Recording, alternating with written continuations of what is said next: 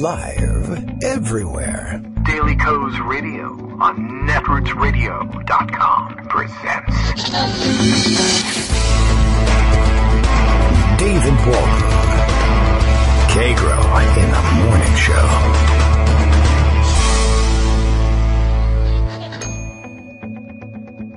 Now, here's David Waldman. Hey, good morning, everybody. How you doing? May 24th, Wednesday, May 24th, in case you were wondering which May 24th we're working with here. May 24th, 2017, to further narrow down the possibilities. How many Wednesdays, May 24th, have there been since, I don't know. All right, well, don't bother. We're setting up a math problem for us first thing in the morning. Probably not the best way to start things out. Good morning. We're ready to roll on another day in the sense that the time has come to do so. News coming in from overseas. Trump shambles abroad continues. Let's see.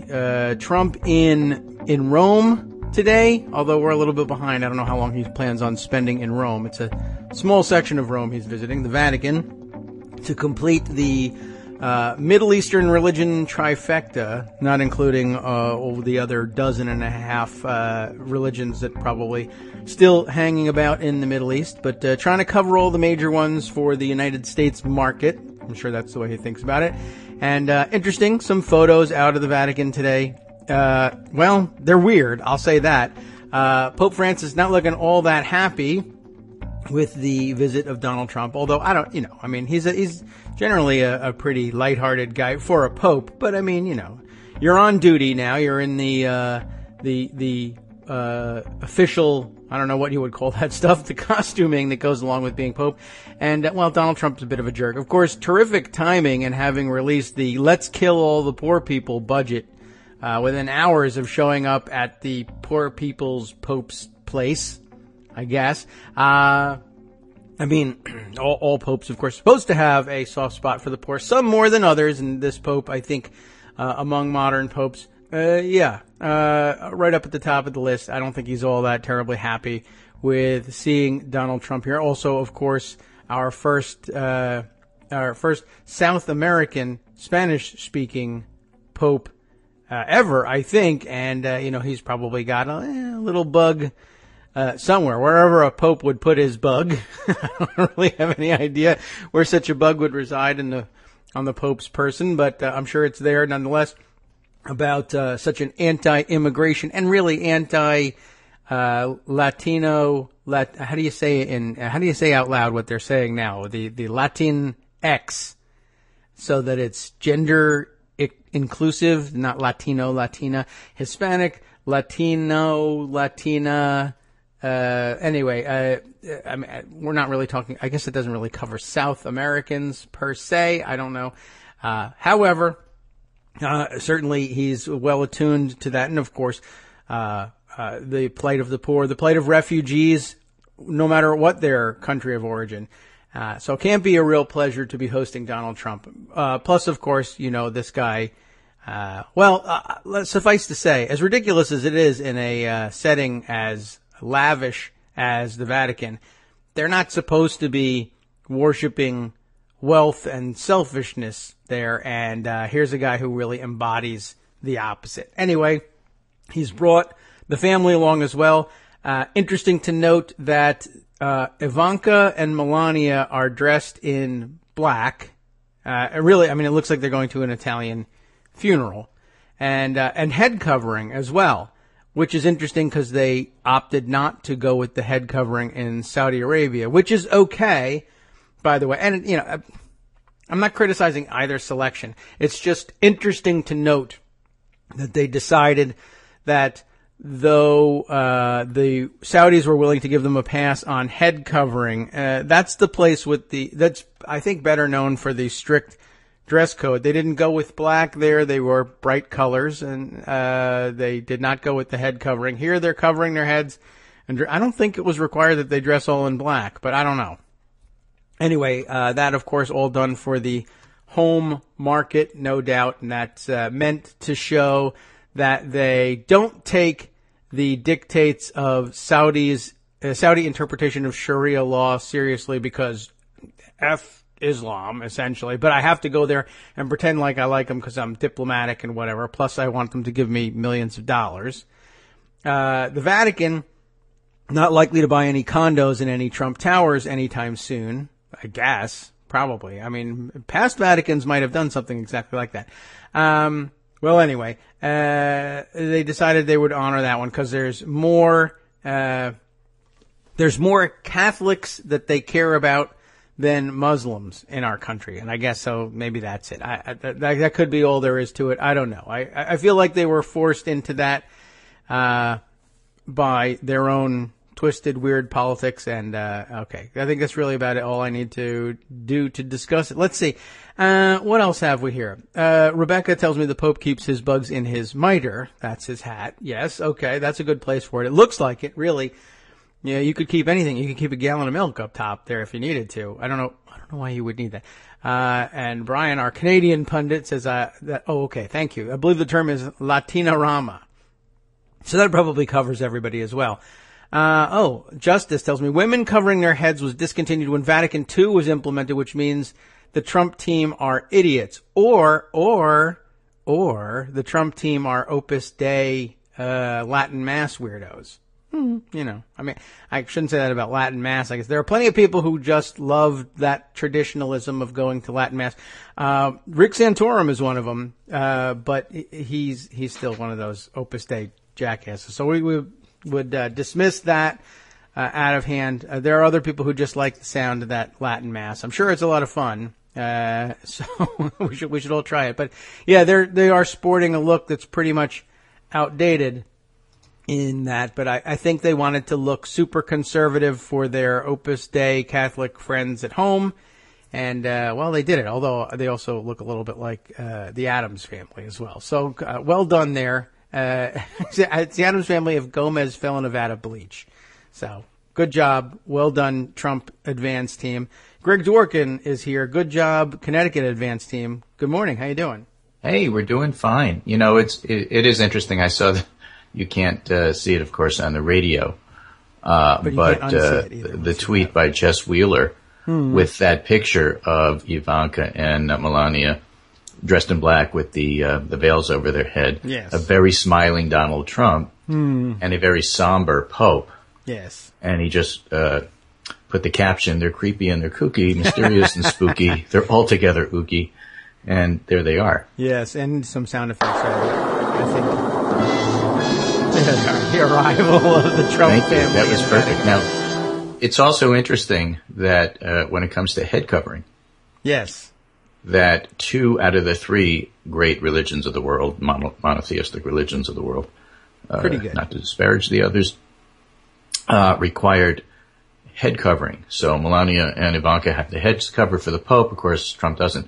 Trump did wear a yarmulke, a kippah, when he went to the Wailing Wall. For his traditional sticking into the cracks in the wall a copy of his electoral map win. Yes. Right? I think he was reaching in there looking for spare change as well. Yeah, probably. What happens to the things that you put in there? You write something, a prayer, and you put it in the wall. What happens? Do they collect them later, or do they just dissolve over time? What happens? I mean, I can't imagine it's good for the wall like structure to keep doing that. Yeah, I don't know. I don't know whether they would countenance going in there and cleaning it out. I'm too lazy to look it up. That is to say, I haven't looked it up yet. So I'm hoping one of our listeners will just, maybe they tweet over to #KITM and tell us what happens. Oh yeah, please do if you find out. But in any case, I think it might work as mortar. The rain dissolves it, and it is glutinous. I don't know. We'll see. So in any case, the headline for my pundit roundup today. Yes. Was when Trump gets back from his fantasy vacation. Wow. I don't think he would have picked this one, but yes. Because he's got a lot of stuff waiting for him when he gets back. But a couple of things I want to do before we get to some of those political things. Okay. I want to acknowledge that Roger Moore has died. He has. One of the Bonds, James Bond. And there's a great story. I don't know if you saw it this morning on Twitter. About him that a fellow named Mark Haynes tells. Did you happen to see this one? I haven't seen that one.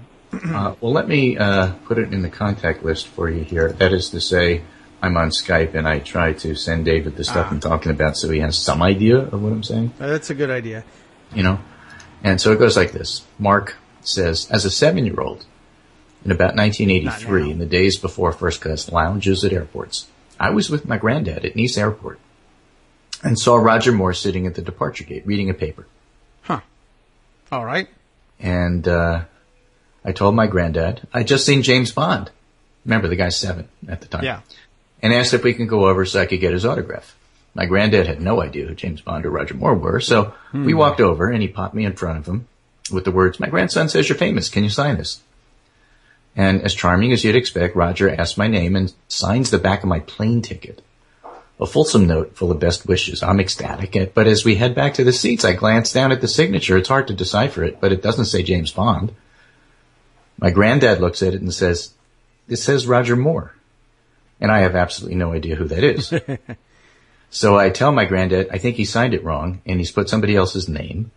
So my granddad heads back to Roger Moore holding the ticket, which he just signed. And I remember staying by our seats and my granddad saying, "He says you signed the wrong name. He says your name is James Bond." Roger Moore's face crinkles up, and he beckons me over. Remember, the kid is 7. And when I get over there, I'm standing by his knee, and he leans over. He looks from side to side. He raises an eyebrow. In a hushed voice, he says to me, "I have to sign my name as Roger Moore because otherwise Blofeld might find out I was here." He asked me not to tell anyone that I'd just seen James Bond, and he thanked me for keeping a secret. So I go back to my seat, he says, the writer. Nerves absolutely jangling with delight. My granddad said if he'd signed James Bond, he said, "No, I got it wrong. I didn't realize I'm working with James Bond now." That's half the story. Really? That's all right. Right? Yeah. So, many years later, this fellow, Mark Haynes, working as a scriptwriter on a recording that involved UNICEF, and Roger Moore was doing a piece as an ambassador. And he was lovely. And while the cameramen were setting up, I told him in passing the story of when I met him in Nice Airport. He was happy to hear it, had a chuckle, and said, "Well, I don't remember, but I'm glad you got to meet James Bond." And that was nice. And then after the filming, he's walking past me in the corridor, heading out to his car. And as he reaches me, he looks both ways, raises an eyebrow, and whispers to me, "Of course I remember our meeting in Nice, but I didn't say anything because those cameramen, one of them could be working for Blofeld." and then he walks on. And that's his reminiscence of Roger Moore. It's a great story. I'll say. Well, that raises his stock as a Bond, I guess. Oh, hey. How about that? What a terrible joke that would have been if I meant it. Right. But a wonderful, wonderful thing. Stocks and bonds. Ha ha. Very good. No idea. Very droll. Very droll, David. Very droll. All right. Well, it's so droll I didn't even get it. Yeah, well. So anyway, let's see what other stories we have for you before we get into the politics thing. You heard about the one with the elephant, right? The hunter? A big game hunter crushed to death by an elephant as it collapses on top of him after being fatally shot? Yes. A female elephant stormed the group of hunters and lifted this fellow with her trunk before falling on him. And Charles Clymer tweets, "This is a tragedy. My thoughts and prayers go out to the family of the elephant." Yeah. What a situation.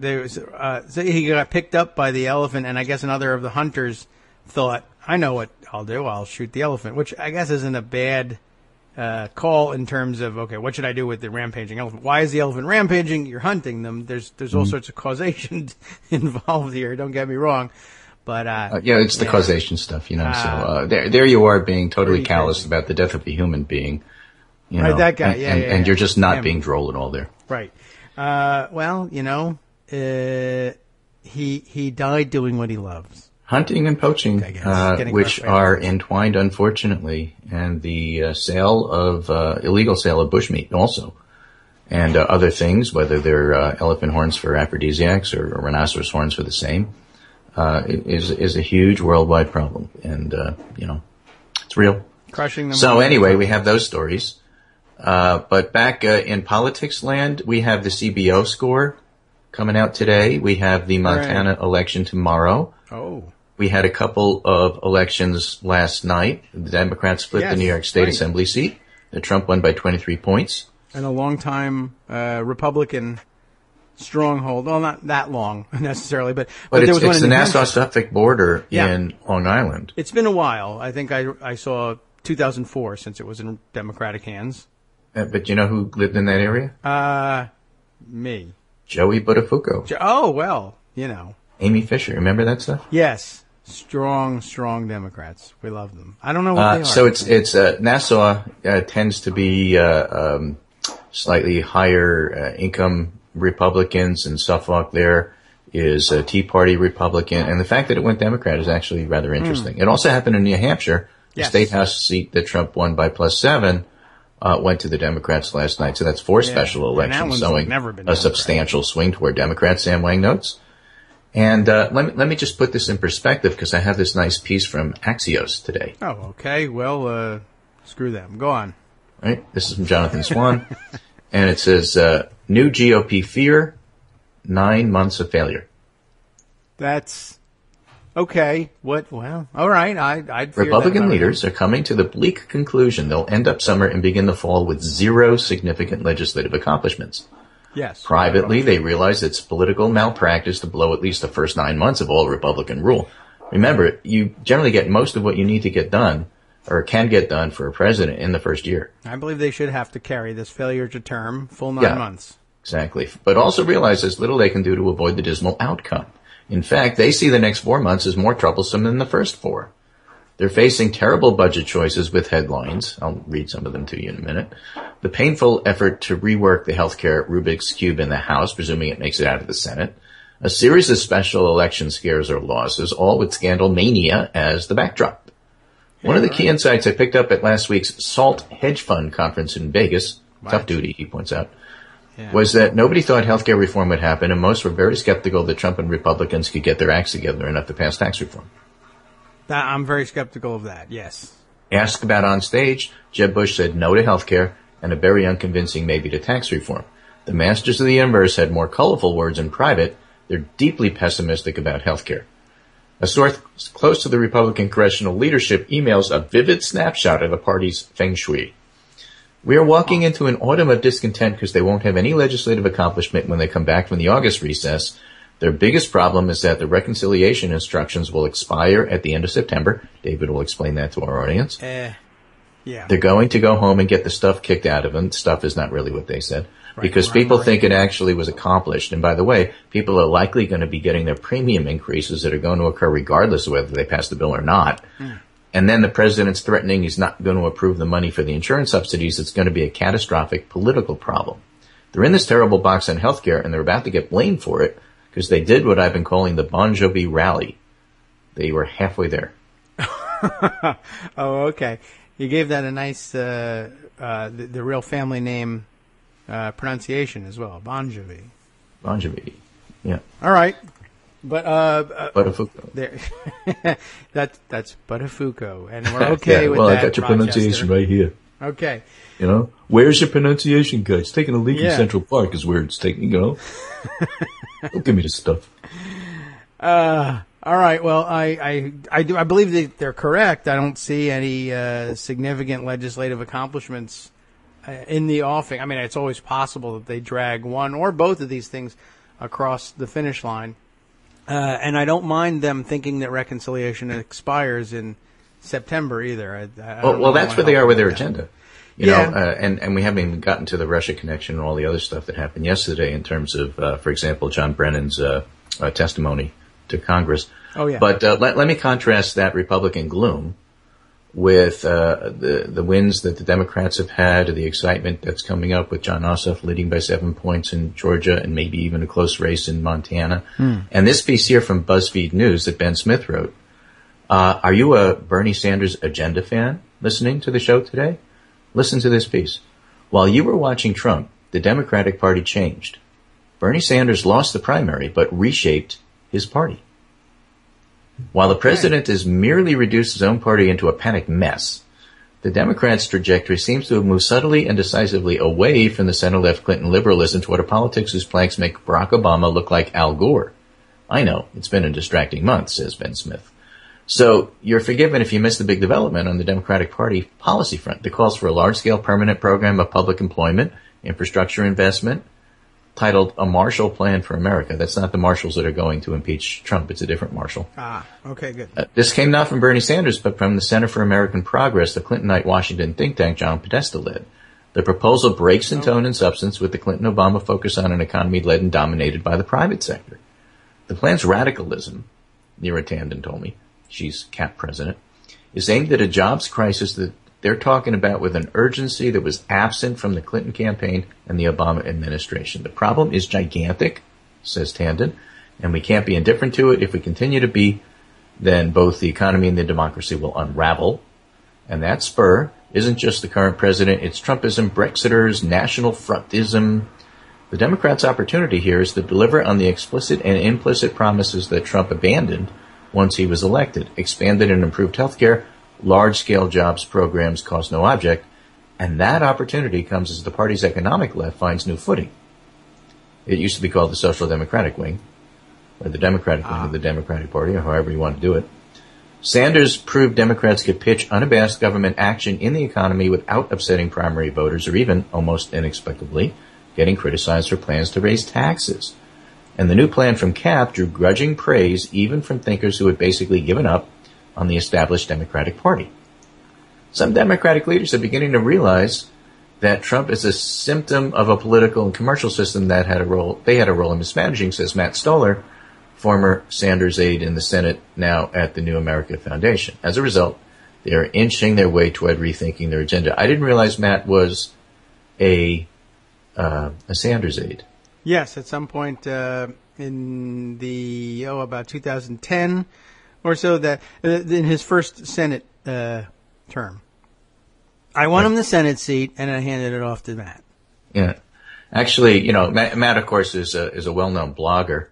And I just remember maybe 5, 6, 7 years ago, there was something going on in Connecticut, and Matt was manning the phones, and I get this phone call. Hi, I'm Matt Stoller. I'm calling to encourage you to come and vote in your local election. And I said, wait, Matt Stoller? He said, yeah. I said, Matt Stoller, the famous blogger? He said, yeah. That. I said, I've heard of you. I read you all the time. I think you're fantastic. He said, really? We had this nice conversation for 3 or 4 minutes. Then I told him who I was. And it was just actually very funny. He was really nice. But, I didn't realize he was a Sanders aide. Yes. I don't think he could have passed that opportunity up. He was very excited about that. Yeah, he gave me a shrug over the phone. He's like, okay. Well, I thought somebody had really heard of me. It's you. Well, it's always nice to know that you've been read, no matter who's reading. And even better if it happens to be you. I think that's a step up, if you ask me. Yeah, it was kind of fun. Someone who could write anyway, the jobs plan is the bluntest sign of this shift, but the party appears to be inching its way toward another pillar of social democracy, government-funded health care. What happened in the presidential campaign is Bernie ran explicitly in support of a Medicare for all approach, a simple framework for single payer, which has huge problems and nobody knows how it's going to be paid for, I will add, but that's okay. Public option is another thing that isn't on the table. It should be on the table. It might be on the table when this is all said and done. And what the politicians saw is that voters were fine with that, said Vermont Representative Peter Welsh, a longtime advocate of single payer. It's inclusive. It doesn't get us into the identity politics divisions that are problematic. It gets us into inclusive politics. It's true, but you do have to pay for it. And if Sanders made single payer safe for Democrats, Trump's extremely unpopular foray into health care policy with the American Health Care Act has created a new landscape. Democrats' blend of private sector structure with government money and incentives never became truly popular. That's Obamacare. A Republican version of that hybrid system tilted toward the markets and away from guarantees isn't popular either. I would add it's a whole lot less popular. Then the default becomes, well, the private market doesn't work. The next thing is single payer, said an insurance industry executive close to the politics of the issue who noted that the CEO of Aetna recently shocked the industry by calling for a serious debate about what single payer would look like. Okay. To the insurance industry, it could look like a new sluice of predictable revenue. So markets hate unpredictability. And Donald Trump is nothing if not unpredictable. Yes, he's and predictable in his unpredictability. So if you have chaos and Trump brings chaos to the White House, you've heard me say this since the get-go. It's one of the themes here. Then you make people like the CEO of Aetna more willing to think about things like single payer if it represent stability for them. Hmm. This is probably going to be like what happened with Republicans and immigration, the insurance industry official said. You may even have a bigger swath of Democrats who are not for single payer, but the single payer group is becoming so outspoken, other voices are muted. The shape of this new Democratic Party will emerge in concrete terms in primary battles over the next 18 months as candidates fight for places in what they believe are promising midterm elections. They may lean heavily on what is the third and largest pillar of the Trump-era Democratic Party, calls for investigating or impeaching Trump. But the party that emerges may wind up advancing something a lot more like Trump's campaign promises of government-supported jobs and health care than anything Trump or his party have suggested. That's because his party hasn't suggested it. And I say this if you happen to listen to Monday's show. David, if you happen to listen to Monday's show. This Monday, when I was on talking to you, if you happen to listen to me, I was talking about the leadership election in the California Democratic primary. Yes, right. In the Democratic convention there for the Democratic Party. I mean, yes, right to that. And it turns out that a lot of the issues there that was sparking the fight were over healthcare, which is not surprising because the nurses group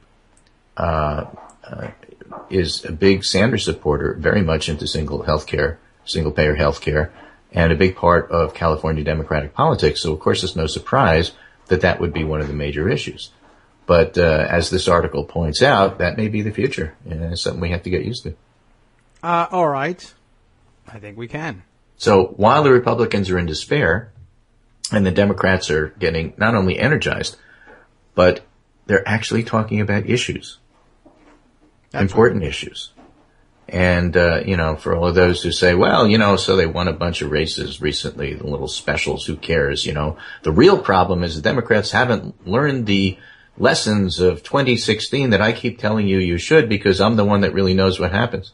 Everybody is a pundit, Well, actually, it turns out the Democrats are learning some lessons and they're actually applying it. So I thought that BuzzFeed article was quite interesting in that regard, to, clue us into the fact that a lot is happening under the surface. And while the Democrats are doing that, what's happening with the Republicans? Here's a piece today from the Washington Post. Heavy cuts to rural development and infrastructure in latest Trump budget. The rural hospitals are getting killed. The rural utility services would lose billions of dollars under the proposed budget for the U.S. Department of Agriculture, including more than $2 billion used to keep power lines, phones, and internet connectivity working in rural areas. Funding for rural business owners also would be slashed from nearly $130 million in 2017 to $31 million.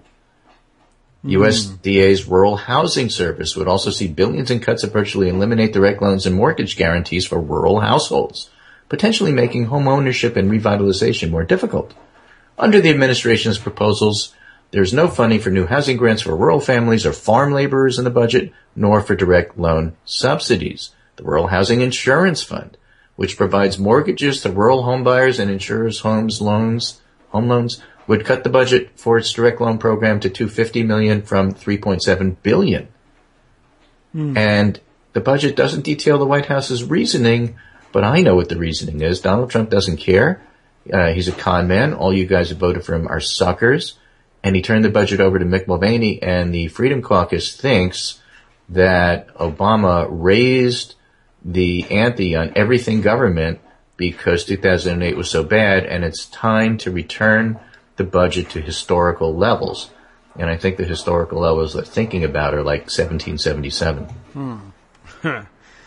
Well, what can I tell you? The voters asked for this, and they're going to get it, and I will have to just stand by and watch it happen, I guess. I mean, there's a lot of other bad things in the budget, too. I guess if they kept those things, I'd say, well, if they wanted it, they can try it. I'm painting a Zeitgeist, picture for you. So Frank Thorpe tweets, Mitch McConnell, Senate head leader for the Republicans, right? On why no Democrats in healthcare talks. Quote, "We're not going to waste our time talking to people who have no interest in fixing the problem," end quote. Well, you advocate that in terms of our dealing with deplorables, so I suppose I can't begrudge him that one. I mean, it's a little bit different setting. It's the United States Senate. A little bit different, yeah. But I would say. Yeah, so they have no interest in now. That's a stark contrast, of course, to our annoying habit of talking to Republicans throughout the formulation of the Affordable Care Act, and people were tearing their hair out for a long time. Forget these guys already, but there's something to be said for keeping them around and saying if they don't want to participate, that's their thing. They can do that. That's their prerogative, but it won't be because we froze them out. But as it turns out, I guess you can freeze people out anyway. Well, we'll see whether he pays any sort of price for this or not. We shall see. But judging by the specials that have been happening so far, we'll have to see about that. Hey, I got this great speech. You do? I do. All right. It's a transcript of New Orleans Mayor Landrieu's address on the Confederate monuments. Yes, I pointed out yesterday that had, I've heard great things about it, and I actually listened to that. Good. And, did you talk about any of his excerpts? Only very generally. The themes that he had hit. But, if you haven't listened to it, here's a good reminder. We should talk about it again. It deserves at least 2 days worth of discussion. It's a lot in it. Mm-hmm. It's a very good speech. It's rather long, so I'm not going to read the whole thing. No. But he's talking about the people that were criticizing the removal of the Confederate monuments. There were 4. And just points out that given everything that happened in New Orleans in terms of lynchings and slave ownership and such, the lack... Here's what he says. America was the place where nearly 4,000 of our fellow citizens were lynched, 540 alone in Louisiana, where the courts enshrined separate but equal, where freedom riders coming to New Orleans were beaten to a bloody pulp. So when people say to me the monuments in question are history, what I just described is real history as well, and it is the searing truth, and it immediately begs the questions. We'll skip over the use of that particular term. Why there are no slave ship monuments, no prominent markers on public land to remember the lynchings or the slave blocks. Nothing to remember the long chapter of our lives, the pain, the sacrifice, the shame, all of it happening on the soil of New Orleans. New Orleans. So, for those self-appointed defenders of history and the monuments, they are eerily silent on what amounts to this historical malfeasance, a lie by omission. Yeah. And then goes on to say, there's a difference between remembrance history and reverence of it. For the America and New Orleans, it's been a long, winding road marked by great tragedy and great triumph, but we cannot be afraid of our truth. It's a long speech, but it's in that theme. It's really good. Well and delivered well worth as a read. well. And I was pondering whether it would have sounded better delivered by that Cajun TV cook guy. It really would have been interesting, but he does a good job with it, Landrieu. It's a great speech, and launching pad. I mean, I guess you'll see more of them. They're a political family, but it was really high quality stuff, well delivered, and very much needed. We'll see whether it makes a dent in the conservative community in Louisiana. Maybe not, but it doesn't matter. It needed to be said, and it's going to have fans around the country and probably around the world once this is fully digested. I think it's going to go down as one of the great ones. Well, you heard about that Republican from Mississippi who, commenting on the removal of Connecticut statues, said it's not going to happen in Mississippi. It's disgraceful what's happening in Louisiana, and the people removing those statues should be lynched. It's almost comical. It is. I mean, you couldn't make this stuff up. And then, of course, he apologized. But it was on his Facebook page, and everybody saw it. Yeah. Well, duh. There's a lot of idiots out there. And, I thought the best points made in Landrieu's speech was, the denial that continues. Why in the world? I mean, there were several parts to it. There was, 1, these monuments affirmatively don't belong here. Mm-hmm. 2, why are there no monuments to the rest of this story? If you're that proud of your heritage and swear by the fact that it, in your mind, it's not hate, well, then why no support for, why no demands for acknowledging the other side of that story? And the answer is because, you have a certain set of beliefs that really betray the fact that you're still living in the fantasy world of the lost cause. So that was another of the great major themes of the speech too, that there's this cult of the lost cause that is well, I don't know. It's a weird and strange and inexplicable and rather stupid, backwards and anti-patriotic thing to begin with.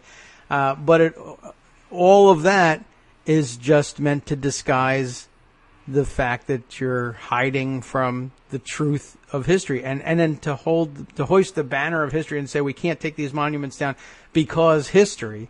Well, not selective history. I can't tell you. I mean, if you can do that, then put up the other monuments, and do it all. Yeah, and I suppose that. And remember, remember the Confederate battle flag, the last one. Yeah, right. Which was totally white. In the end, right. There should be more monuments to Appomattox. Something along those lines. Anyway, so we have all of that. Our friend Justice Putnam points out women covering their heads was discontinued when the Vatican II was implemented. That would be Pope John the 23rd, if I'm not mistaken. Which means the Trump team are idiots. Yeah. I didn't even know they built the Second Vatican. How Vatican II was a council.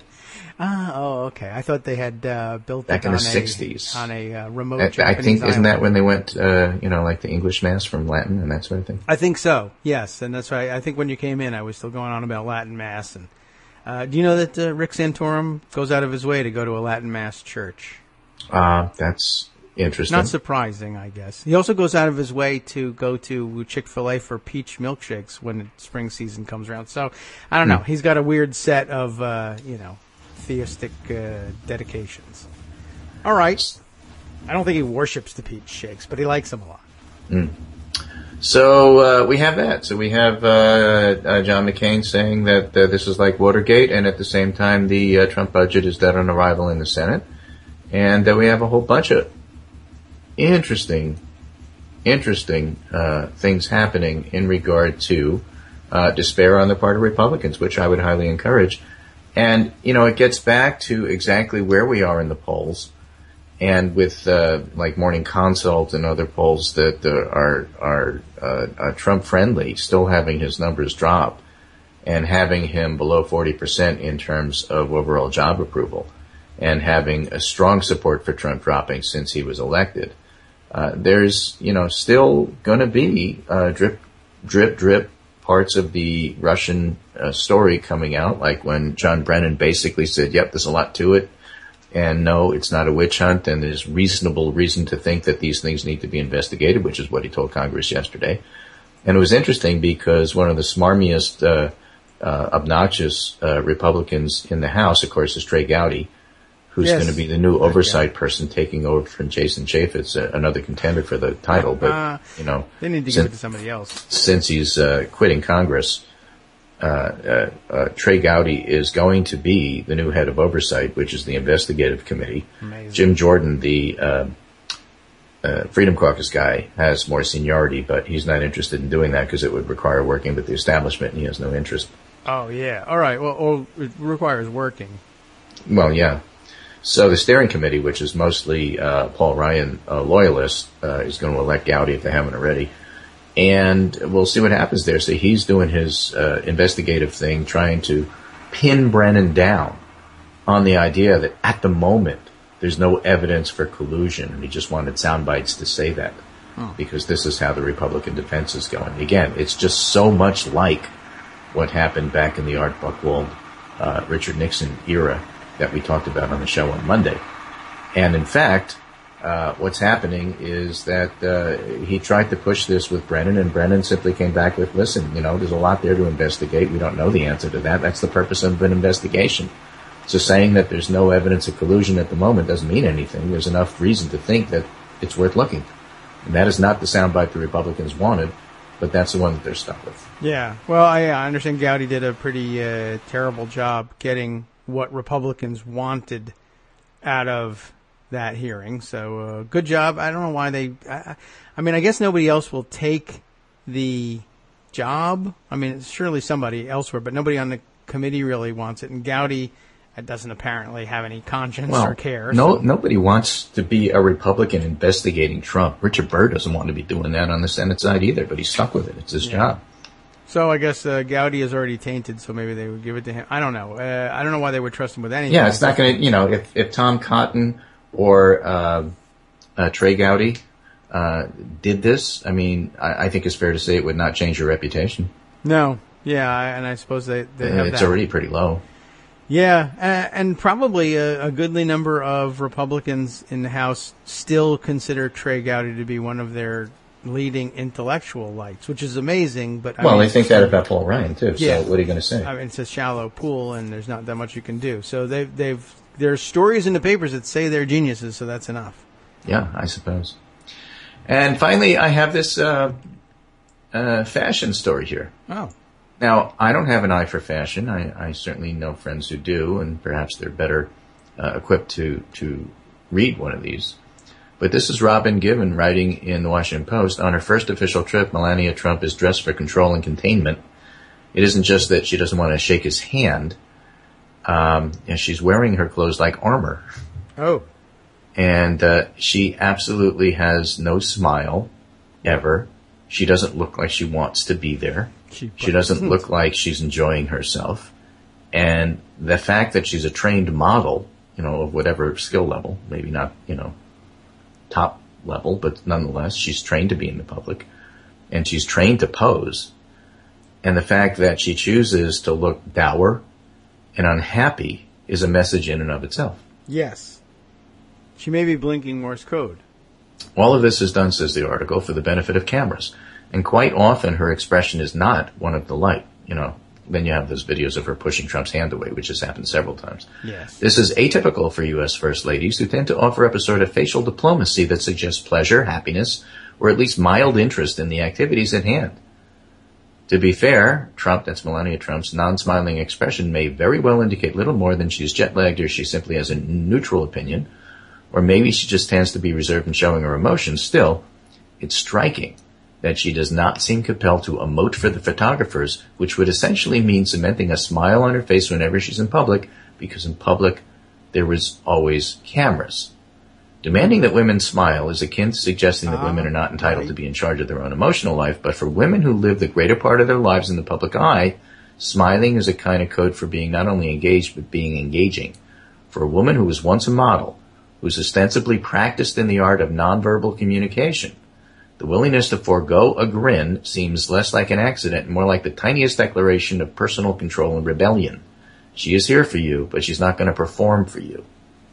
Kind of interesting piece here. Yeah, that's good. I'm glad they kind of brought it around at the end there, too, because it gets problematic when you get into she should smile more. So acknowledging that. Well, it's not that kind of piece. It's just talking about the mechanics of it and who she is and what it means. Dangerous in the sense that raises it, but I think that resolves it at the end. Look, this is her saying, I'm actually a person and this is what I feel and, I'm doing it, period. Yeah, it's a very, very interesting piece. Yes. Now, again, maybe she's not a top model. Maybe the way she projects herself is why. It's not how she looks. It's the attitude and it's all that other stuff. But that's above my pay grade. I'm not a fashion expert. Yeah. But there are people who can, wear things and project non-verbally, as the article suggests. And that's what they do, and they're incredibly skilled at it. And the only vibe you get from watching Melania is, my God, I really don't want to be here. Is it over yet? Yeah, well, if that's what she's feeling, then I guess everything's all right. Yep. You get to say that you're allowed. I don't know whether Donald Trump personally allows it, but screw that guy. What is he? What is he to you, honestly? All right. Anyway, that's my roundup for today. A little of this, a little of that. I thought some of this might be interesting. I love that Roger Moore story. Yeah, that's a good one. And, we'll see what happens, but I also love the fact that Democrats are winning elections, seem pretty energized about their agenda, and Republicans seem to be dispirited and hate theirs. I'm okay with that. Yeah, I'll keep it for the time being, so long as it stays that way. Take care, and this is Wednesday, so hopefully Joan will be on. Yes, I hope so. Joan was noting that as I was speaking, there seemed to be a lot of background noise here. Yeah, I'm not sure what that is. I hope that's better. We have... one of the problems with adjusting this microphone is I want it to be able to pick up my voice, not necessarily the washing machine and everything else that's happening in the household. Yeah. And the microphone may be too good. I don't know. Well, yeah, in some ways. Although it sounded like, or she was saying we had something playing. So I was searching to see whether I had video rolling or whatever. It may have just been May just be the laundry. It's not my refrigerator, I can tell you that. It's still Hey, out. how is that? Has that gotten fixed? No, it hasn't, and it's quite the saga. I don't know if it's worth taking up your time before going to work, but so far nobody's fault here. But boy, if we I just said that on behalf of your listeners. I'm interested, but I don't know that they are. Yeah, well, it's real annoying, and so I still have to every morning. I'm still trekking down to the ice garage. Machine, right? You got these big blocks of ice with the giant, pincers that you load on your back and you bring them in just like the old days. I did have those pincers anyway, so no reason. Yeah. I use it for birthing the calves. I'm a rural guy. Yeah. And what about the little box outside your door so the milkman can stop by with the eggs and the We had that. I don't have that currently. I did have that growing up, though. I'm from Brooklyn. We had that, but it was for seltzer. Yeah, it came in little blue bottles, and it was great. My grandparents did get. You can't make an egg cream without proper seltzer. Right, and White Rock sodas. That's exactly right. Did you have White Rock as well? Yeah, I did. See, okay, fantastic. It was very good stuff. They had a good black cherry and a number of other things too. Dr. Brown's, as I recall, did not. Dr. Brown's had the best black cherry. Though. Yes, they didn't deliver. But they didn't deliver. White Rock was, I was puzzled by that. I know getting over to my grandparents' house. I know Coke and Pepsi. What is this? This is nuts. Look at this. Glass bottles. Comes to a point like Trey Gowdy's head. Unbelievable. Anyway, Joan will be on. Yes. And tell her I said hi, and sometime we'll actually work to overlap, but, Yeah. It doesn't always work out that way. Right. Armando will be on at some point, too. I'm sure I'll say something wrong because I do every day. And then, again, there's the pronunciation guide. Remember, my German is awful, my French is not so great, and my English could use some work. So this is Greg Dworkin speaking with my friend David Waldman, Kagro in the morning. Thanks so much for listening, folks. We'll be back. I'll be back tomorrow with David, and we'll do it again. All right. Great. Thanks very much, Greg. See you tomorrow. Let's see. Yeah. Now, speaking of Armando thinking things are wrong, this is where I would like to see Chris. Was Andred get back into the act? Go back and interview all of the Trump voters as this new budget gets rolled out. Although I guess it might be a little bit premature, and who knows whether they're paying any attention to it or not. They're busy living their lives, obviously. But there's an awful lot in this budget that should scare the hell out of them. Normally, I mentioned this yesterday, normally I say that, I remind everybody that usually the president's budget arrives DOA, as almost everybody in Congress says. I did speculate a little bit yesterday. I'm not so certain it's going to happen the same way this time around, largely because usually when the president writes an independent budget or writes a budget independent of the Congress, or at least their input, and that's what's supposed to happen. Congress gets it and says, well, look, we write the real budget. So this thing is DOA, and we'll rewrite it here in Congress. But the likelihood of this or any budget ever being delivered from the White House, having been drafted under Trump's direction or even under the direction of someone tasked with translating Trump's priorities into budgetary language, is near zero, since he hasn't got any real budgetary ideas. I mean, he may have a few rattling around in his head, and he might have articulated them over time on the campaign trail. But this was largely just outsourced it was outsourced to Mick Mulvaney, who is his OMB director, but of course he just came out of the House and the Freedom Caucus and all of that. And so, and that's not unusual either. OMB directors do frequently come straight out of Congress, and from having dealt with budgets in the past, it makes good sense to hire them out of the Budget Committee, either in the Senate or in the House, and it's usually the House.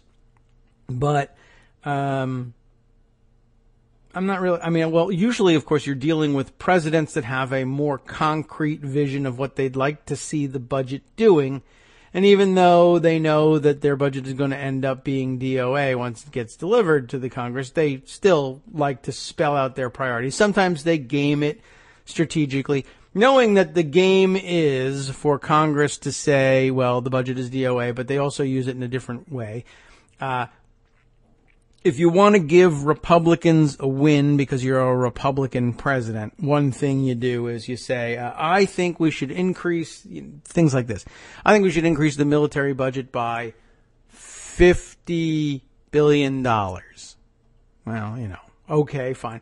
But that's done with the idea in mind that Republicans in Congress will then say, well, we think we should increase the military by $100 billion. And so they then advertise, once their budget comes out, our budget increases the military budget by $100 billion, $50 billion more than the president's request.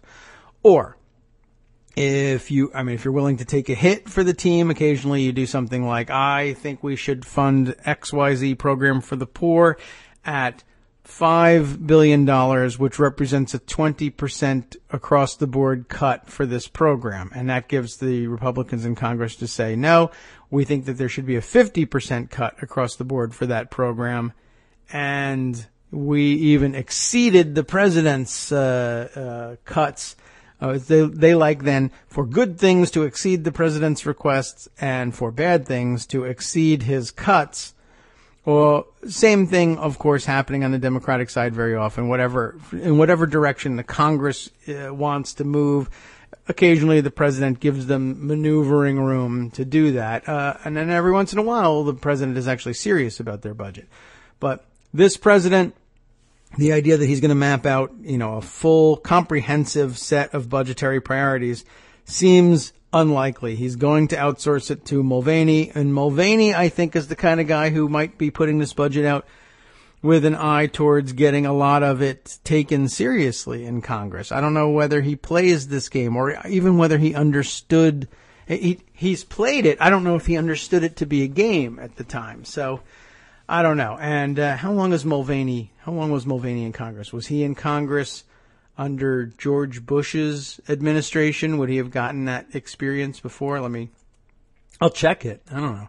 I like to do these research things on the air. Mick Mulvaney, tell me about, let's take a look at his Wikipedia entry. And maybe we'll learn something else fun and interesting about him. Let's see. So he's OMB director. He was a member of the House of South Carolina's 5th District. No, so he was, so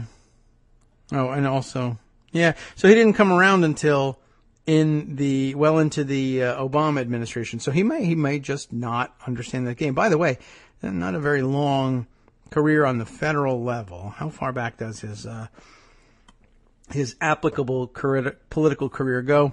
He was a member of the South Carolina House of Representatives beginning in 2007.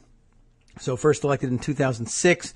He then moved to the South Carolina State Senate, 2 years later. So one term in the South Carolina House, then 9, 10, 11. So not even one full term in the South Carolina Senate before moving on to the U.S. House of Representatives beginning in 2011, where he stayed until just barely into 2017. So really until 16. So 5 years in the House and then OMB director. That's kind of a meteoric rise, if you think about it, right? So elected at first in 2006, and then by 10 years later, he's made it up to Congress and then moved out, and he's an OMB director. So I don't know. It doesn't have you don't need a tremendous amount of experience, really, and it probably helps if you are going to be a budget director that's really literally about slash the hell out of everything. He hasn't had the time to, if you're a Tea Party type, he hasn't had the time to catch Potomac fever. And if you are not a Tea Party enthusiast, he hasn't had the time to figure out how budgets really work. And so therefore he feels he's impervious to the criticism. I don't know how to make a good budget, so I don't even really care. Pete commenting, Pete B2 on Twitter, by the way, please don't give Trump a pass on his budget on the grounds it's DOA in Congress. A-hole promised no Medicare, Medicaid, or Social Security cuts, and of course he's going back on that. The pass, by the way, is being given elsewhere, I think, by people who inexplicably are using their major media platforms to report that there aren't Social Security cuts in this budget, which is pretty amazing. And I think it's because if I read it correctly, there are no cuts to straight up Social Security retirement benefits, but the cuts are all elsewhere. And I've somehow convinced major media reporters to report that as no cuts to Social Security, because there's no cuts to that thing which most people think of in the first second when you first mention Social Security. But all of these programs that they're cutting under Social Security, I mean, they're what can I tell you? They're Social Security programs. That's a cut to Social Security, period. Anyway, I don't give them that pass. And as a matter of fact, the past couple of minutes have been about that pass might not even be applicable. I don't think that his budget, this is the surprising part and the annoying part, because if I'm right and his budget isn't DOA because it's really Mulvaney's budget, and Mulvaney has handed Congress a budget that, the kind of fantasy budget that would have been drafted by the House Freedom Caucus, and they agree to it because it's a crazy ass budget and they're a bunch of crazy asses, and then they manage to force it through the House. The Trump administration will, I'm sure, lose no time in saying this is the first time in ages that a president's budget has not been declared DOA in Congress, and that's because it won't be because the truth is I outsourced the whole thing to Mick Mulvaney, and he was just in the House and he wrote the budget that his gang would have fantasized about before, and they used to release this kind of budget, and it was considered DOA inside the House. I mean, it, not just. I guess that's one of the angles that we have to explore here too. Is that very frequently the various caucuses that put out their own budgets simply have those budgets declared DOA as well. So I guess there's some possibility, but given that it's not the moderates in control of the House, and to date it has been the extremists and House Freedom Caucus that have been able to leverage the most power and force the dumbest things through the House. Well, the only things that have come through the House are the dumb things, and that it's been up to them to drive them. There's a pretty good chance that his budget isn't DOA, but it's not because Trump, the deal maker, found the magic formula and was able to read the mood of the House and properly craft a budget that was in tune with their thinking, but rather that he cribbed off of their papers, and voila, they happen to agree with what he copied off of their papers. Anyway, it will be very interesting to see whether any of that registers at all with the rural voters who we're seeing lionized for the first couple of, I was going to say weeks, but really months after Trump's election. And I don't know. I mean, on the one hand, I'd like to hear from them about that briefly, if they're going to take a sensible approach to things. It would be interesting to know, for instance, if they felt betrayed. It would not be interesting to know if they felt like I'm not paying any attention now, and I'm pretty sure that we're winning no matter what, and so whatever Trump is doing is fantastic. And I do have the sneaking suspicion that they would give them a pass, and then they would pass this budget, and it would devastate them, and they would say that's the aftershocks of the Obama economy coming home to roost. I don't blame Trump. He's still working on it, but he's going to make America great again, and we'll all tear our hair out. In the meantime, he's also reaching out to all the folks suffering from opioid addiction in rural America, as well as elsewhere, since it's pretty much a universal problem all over the United States, I guess, by reaching out to the president of the Philippines. The transcript of his call to Duterte is out, and I don't know if I put anything aside in pocket on this one, but I'm seeing an awful lot of discussion about it today, so I feel like I should go over to, let's see, do we have anything about it on the front page? I imagine that that's been covered, but I guess somebody managed to pry loose a transcript of the call through a Freedom of Information Act request, which I'm very surprised about. That's not, usually I don't think that's the sort of thing that they would be keen on releasing quickly under the Freedom of Information Act, but I guess they might actually have been proud of the contents of the transcript.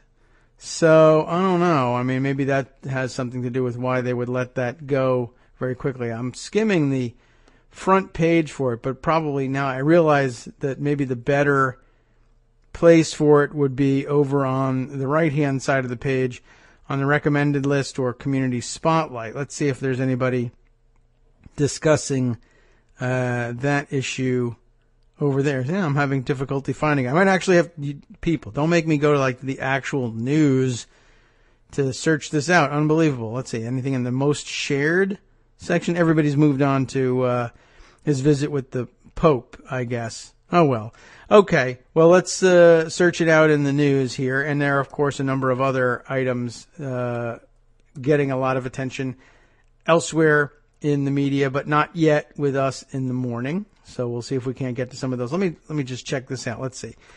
I'll just search Duterte and Trump.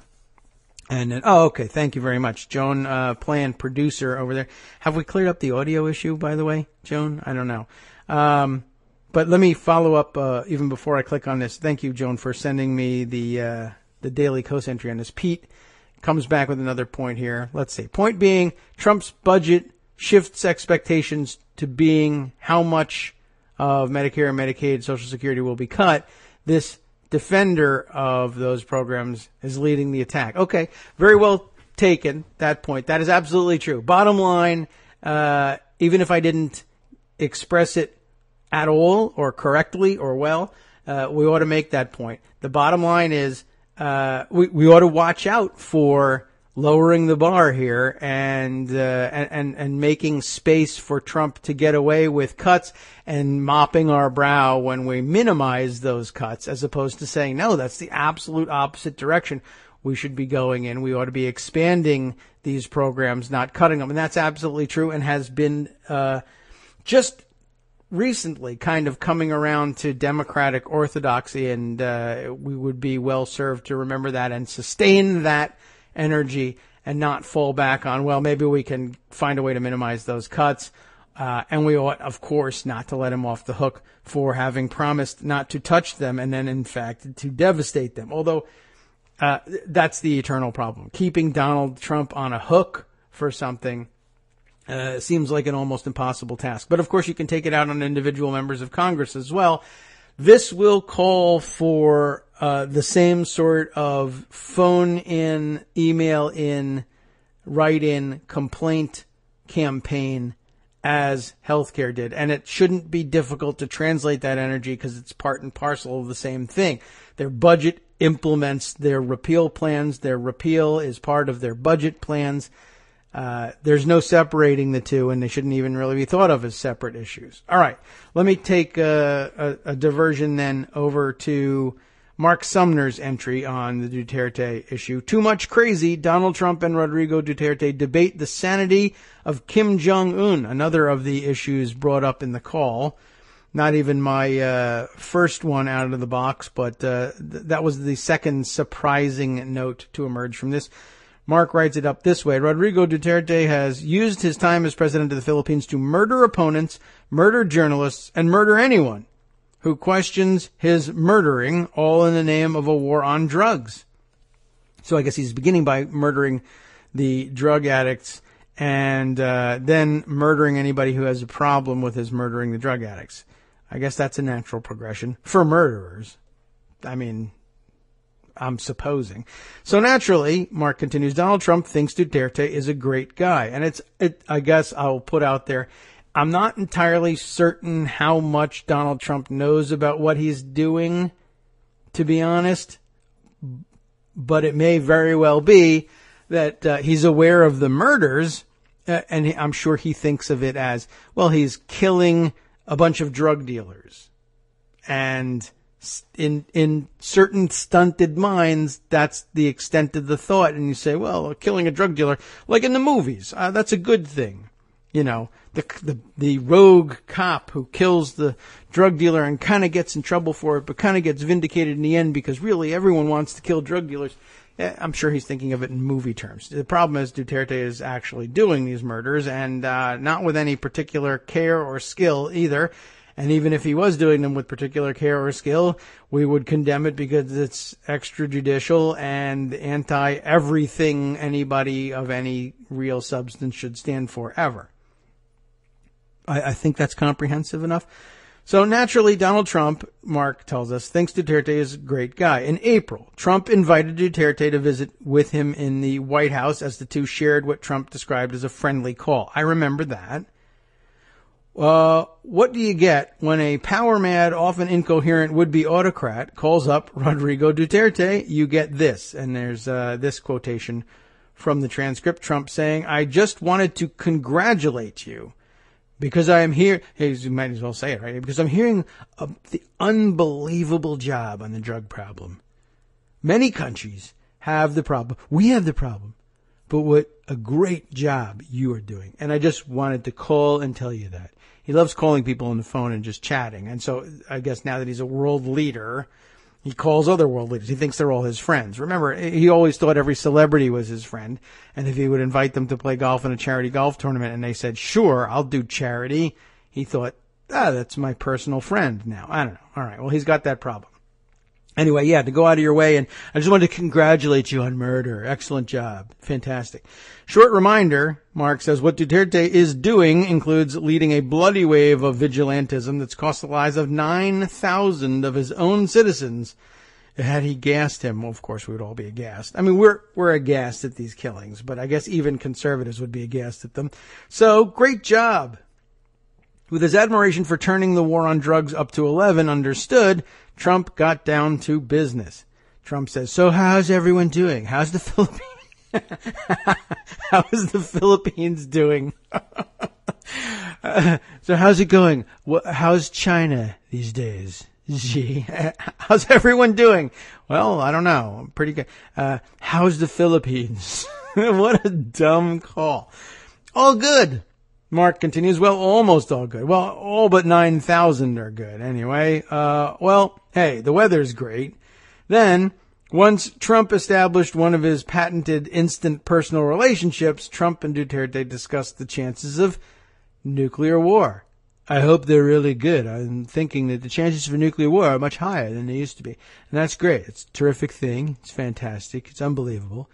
Duterte mentioned that he was concerned about Kim Jong-un having rockets and warheads, leading to this deep response. What's your opinion of him, Rodrigo? Are we dealing with someone stable or not stable? That's also great vocabulary. Are they stable or are they not stable? They are pro-stability. What is the word? Oh, unstable, yeah. Note, we're now on a first-name basis with Rodrigo. Also note, Donald Trump is asking Rodrigo Duterte if Kim Jong-un is sane. This question raises a transitive property of crazy to a level that might require a whole team of ethicists and probably an exorcist to answer. Duterte answered, I don't know what his voice sounds like. He is not stable, Mr. President, and he keeps smiling when he explodes a rocket. Oh, my head is killing me. It's like being in kindergarten. And Kim does not even have cake. If you're firing rockets, but you have the most beautiful chocolate cake, it's completely not crazy to smile about it. And maybe the craziest part of the whole thing is that Trump is serious. Trump is right back with his next searching question. What do you think about China? Does China have power over him? And then, better just to go to the tape here, Duterte says he is playing with his bombs, his toys, and from the looks of it, his mind is not working well, and he might just go crazy one moment. Oh, really? We have a lot of firepower over there, says Trump. We have 2 submarines, the best in the world, 2 nuclear submarines. Not that we want to use them at all. I've never seen anything like they are, but we don't have to use this. But he could be crazy, so we'll see what happens, So very substantive discussion. Thanks very much for Donald Trump. Did you see what he did there, by the way? Donald Trump, spiller of national secrets here, reveals the location of 2 nuclear submarines. Good work there. Of course, it's difficult to say, and you're going to want to know, for intelligence purposes, you want to know exactly where a submarine is, if you want to kill it. But, of course, one good way of hiding it is not to say that they're in the neighborhood of North Korea or off the Korean peninsula. That narrows things down a little bit too much. You don't want that to happen. But okay, moving on. After Duterte and Trump volley back and forth over Kim being a madman, Duterte brings up President Xi of China. Another quick note. English is the native language of both of these men. Wow. Good point. Duterte says, I will make a call to President Xi Jinping. I will try to tell him we will remain peaceful. China has the card. The other option is the nuclear blast, which is not good for everybody. Okay. Trump says, you tell him I'm counting on him. I have a very good relationship with him. I could tell him myself, but I won't. I'll have you do it because that's so much better. I had him in Florida for 2 days and got to know him well. He's a good guy.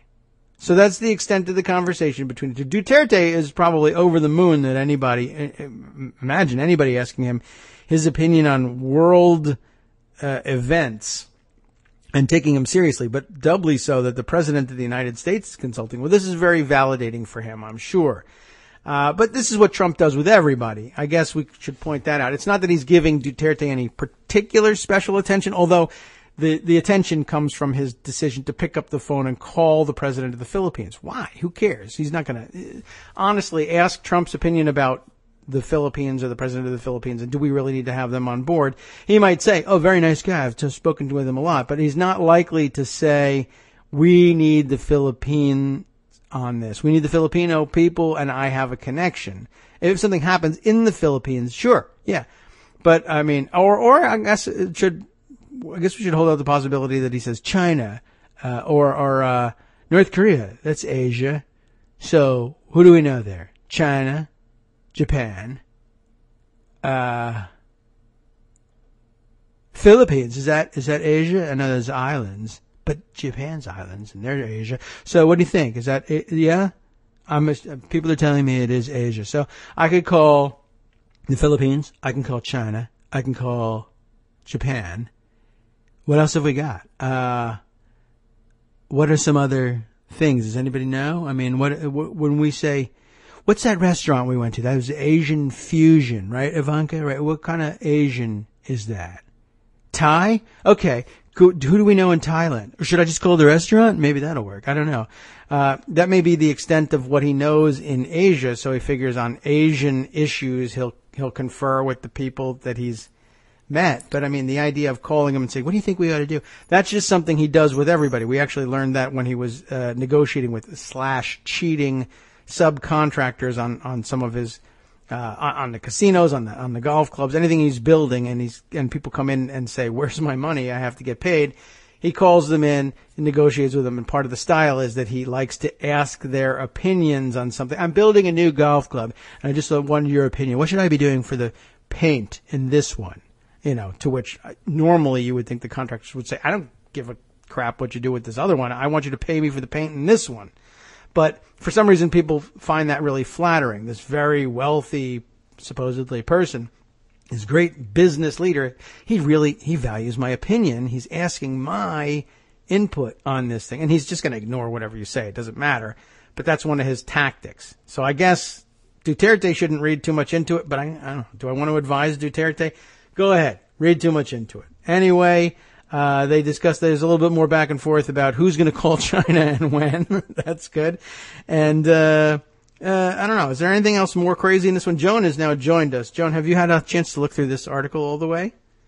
I have. Okay. Is there anything more crazy in there than they talk about Kim Jong-un spilling the beans on where our nuclear submarines were located? Nuclear submarines, right? That kind of the cake.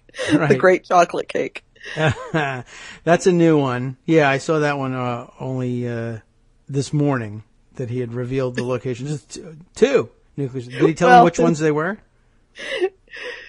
No, I guess not. I'm sorry, I just got distracted by the very end of it. Oh, Say hello to the people of the Philippines for me. Right. Is Philip there? Can I speak with him? Okay. Yeah, right. Say hi to the Philippines. It's like like appearing at a concert. Cleveland, how are you? I just got back from the Middle East, which he told the Israelis the other day. I assume he arrived in Rome and said, I just got back from Earth. It was fantastic. Hope you enjoyed it. Wow. So, the president, he's crazy, huh? Yeah. How about that? Yeah. The president, he's crazy. Hey, yeah. Happy CBO Day. Oh yeah. I hear we're going to get our cost estimates here. 20 days later. Yeah. And I guess as we said last week, all of his spokespeople, all of Ryan's spokespeople who spent a couple of days insisting that no further scoring was even necessary, and why are all you Democrats complaining? Has anybody called them out and asked them why the CBO has bothered to score it a third time? I know. I don't know. Well, because he can't send it to the Senate until he has that score. Yes. 20 days later, it has not gone to the Senate. Right. Because he's not exactly sure what it's going to do to the deficit. Right. And he has to have that knowledge before he knows whether it's even worth bothering to send to the Senate, which it isn't. We know, because the Senate's doing their own thing anyway. Yeah. Very likely. But it's comedy of errors. Yeah. Only not that funny. Well, right. It is a Republican comedy. So, it's not likely to be all that funny in the first place. But he could have sent it. He just didn't, because it could possibly create more work for him. More votes would have to be taken if they sent it and it didn't pass muster. His conference would have to vote more times on this very difficult thing, and they just barely made it last time. So they've held on to it. And I guess, so today's score will tell us. Well, it's possible that they will still have to revote. Yeah, they might have to. But, I think they would literally just have to cast fewer votes if it's still in their hands. Right. And also they would know exactly what they're voting on. I mean, by this point, they would have spent Well, not necessarily, because there might have to be some things tweaked. There might have to be some rewriting. But I would think maybe I'm giving them too much credit, but I was hoping that they would have been spending this time saying, all right, well, what are the most likely problems that we'll encounter? And if we do encounter them, do we have any ideas about what we want to do? And I guess while the paper is still in their hands and hasn't been changed any since they passed it, that seems like an easier document to hypothesize about amending than it would be to say, send the whole thing to the Senate and say, now I have no idea what's coming back. And whenever it gets here, we're going to have to start from scratch. So, I think it was a good decision not to send it to the Senate in terms of minimizing his own problems. It was, although it probably would have made more sense for him to tell his conference that it wasn't going. Yes. And his leadership team. Yeah, maybe. Then the whips didn't know.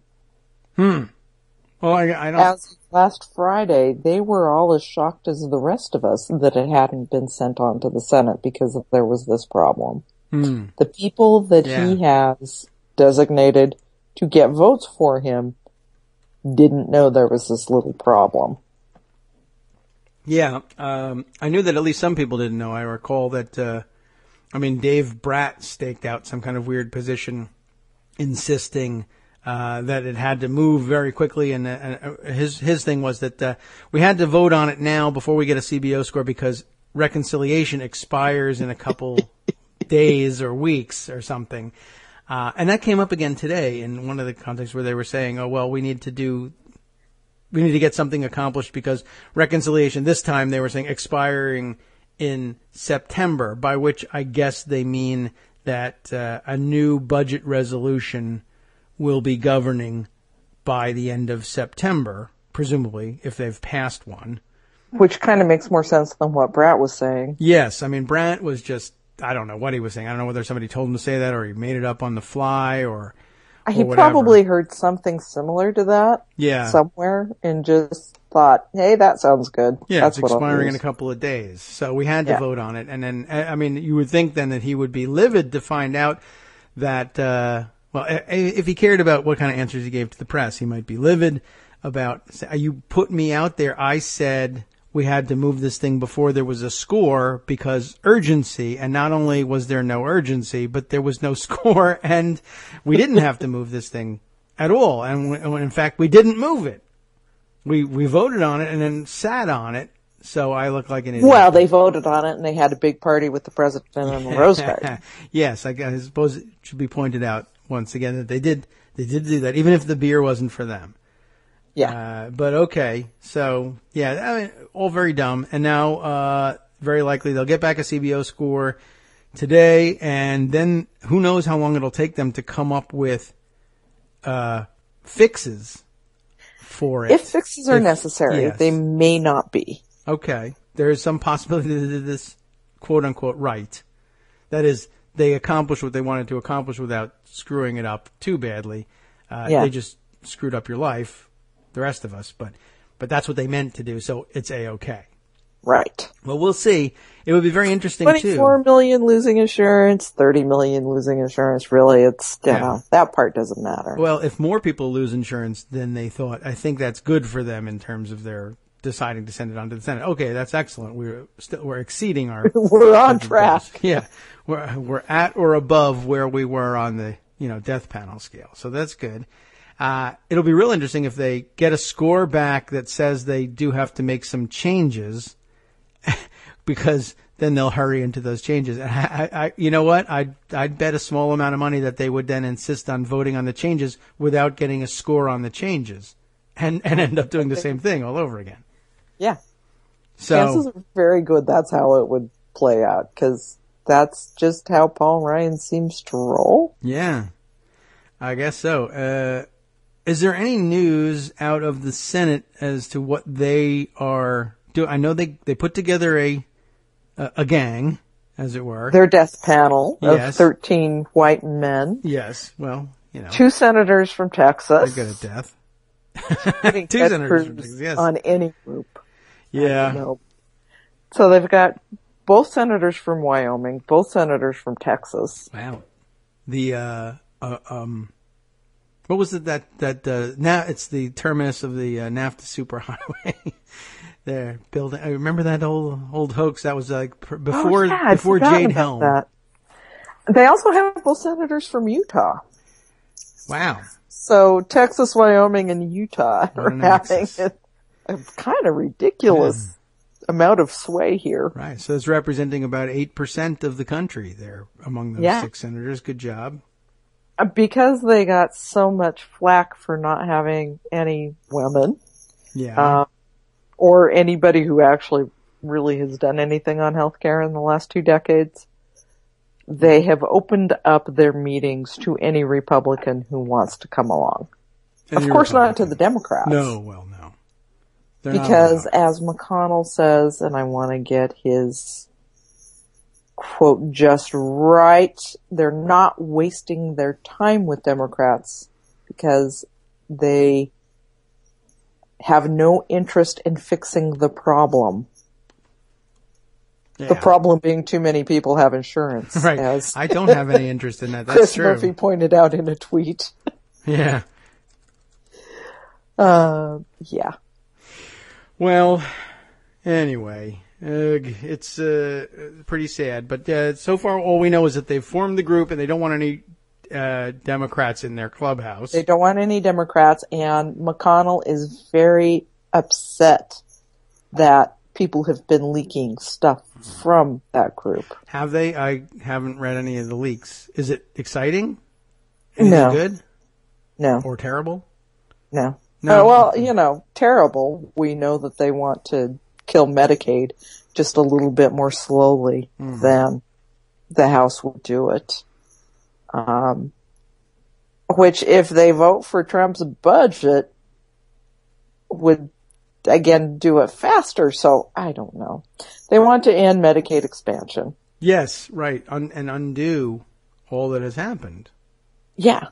So, we're still talking 24 million people uninsured with the Senate. This is just how quickly it's going to happen, essentially. Some of the stuff with the essential health benefits, and this is going to be one of the things to look for in the CBO score, is precisely who is it that's going to be losing their health insurance.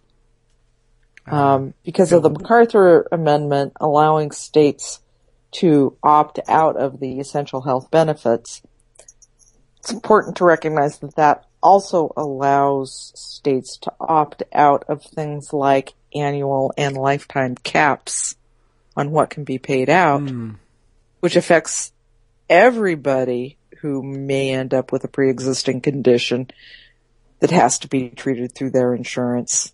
Say, you have an employer health plan and you get cancer, and immediately you have lots of costs because of chemo or whatever. You could reach that annual or lifetime cap and essentially lose your coverage.